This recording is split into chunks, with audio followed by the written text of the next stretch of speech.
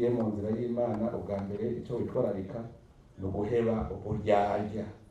ukavuga uti jewe ndemera Imana kandi urayemera rero ugendera ku mabwirizwa yayo mpamvu ugendera biririmba gusa Imana twayihaye ikibanza cya mbere ariko ntubigendere uba udukwegeye uvuga ngo abarundi twese tuzirikanye ibyo dutegerezwa imbere y'Imana nico gitangura aha naho tuhamagara abateguye ubwirizwa shingiro ngira ngo kugira dusigure ingene bagitanguye kukivuguko ni Imana nyene yari iri kurabivuga iti abarundi imwe kwishikana nuvuga abarundi twarishikanye rero tumenye ko ari byo bitegerezwa kugendera rero nka twebwe indongozi tumenye tuzirikane ibyo dutegerezwa imbere y'Imana twebwe indongozi gukundana nta muntu w'Imana agira urwango nta muntu agenda gufitiye inzira agenda gutwengera kandi agufitiye inzigo uwo ntaba ari uw'Imana rero twebwe indongozi tugira urukundo ico nico ca mbere novuga nti ngenderwako urukundo rwo gukunda abantu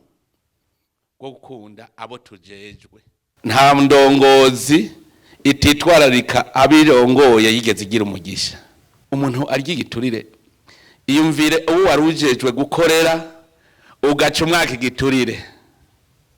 hariho ikosa dufise rikomeye cyane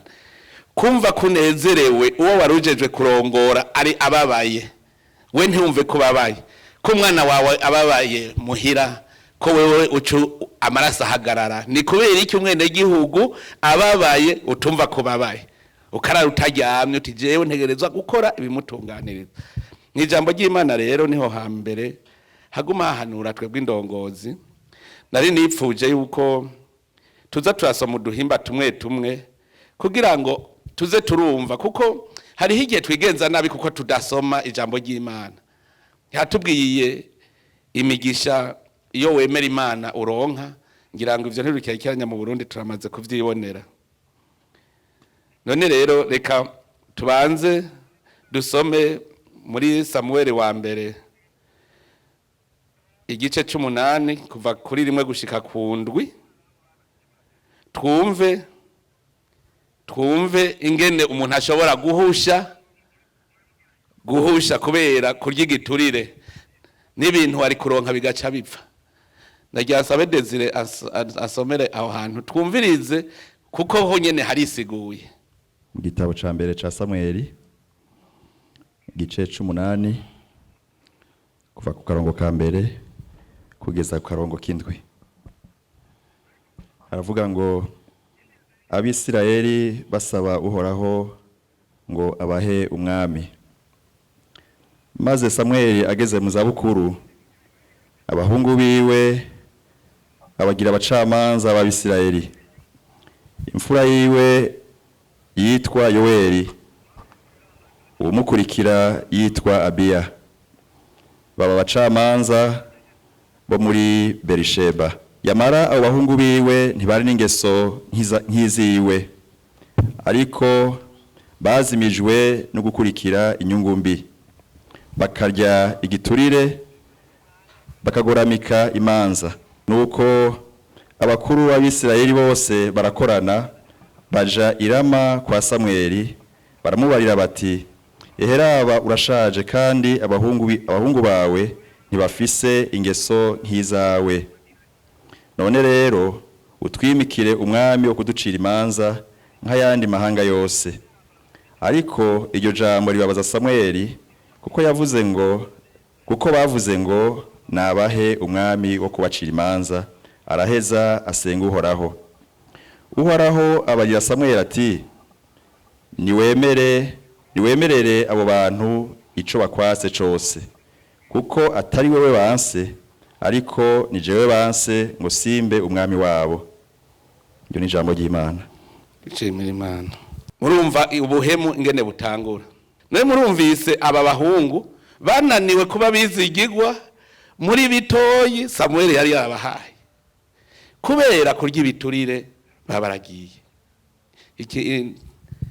ndagishimikira kuko turi indongozi ngaha, abari ngana indongozi, tukamenya umurongo ntarengwa. Indongozi yose ntiwirundire ko ayo maronko ngo byose nibize ngo nuko bifitiye uburenganzira. Twe turafise, sinzi ko mubona ubu kuba intwara ya demokrasi, je ndumviriza cyane abenegihugu barabivuga bakidoga, ugasanga habonetse akantu irya soko itegeza gutwagwa n'umugenzi wanje, baratanze amaparcelle mbaza gukuramo parcelle yanje, ikintu cyose ngomba gutangura kwiha, kandi ari wewe warujejwe kubiragira. Wisaze ni twebwe tujejwe kubiragira,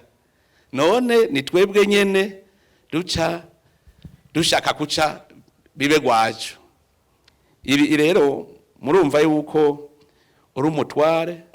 byabindi kurya ibiture biragarutse, ntiwirundarundire ko ibintu byose ngo bibe gwawe. Murumva yuko uri indongozi, ufise na wewe umurongo. Handiko ngerageza kugira mwumve umurongo ntarengwa ku ndongozi, kuko ibikwegeye abandi. Kuva 23 agace k'8 ngo ntuze wakira igiturire, kuko igiturire gihuma amaso incabwenge kikagoramika amajambo y'intungane. Navuze ibyo kwikwegerako,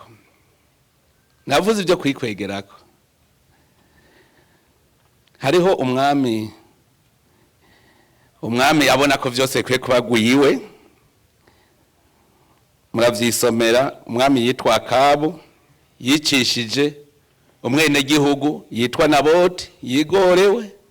kugira amunyage agatongo. Musome mu bami ba mbere ikigabane ca 21 kuva kuri 1 gushika 16, murahisomera murabe amahano yaciye amushikira kubera yashatse kugunda umwene gihugu mutoyi. Ubwo bwose n'uburorero mwoza murarabira ko kugira tugira ico dutinya. Twariyemeje kuja imbere y'Imana, Imana ko tuyaye kibaza ca mbere, tuze turaraba ivyo dutinya, gutyo igihugu cacu kize kibe igihugu koko c'amata n'ubuki, kuko Imana ariyo ikigaba koko ntizokwemera yuko kigwa mwisanganya. Tuzotunga dutunganirwe. Nico gituma mubona n'ubu Imana iguma idukorera ibintu bitangaje cyane.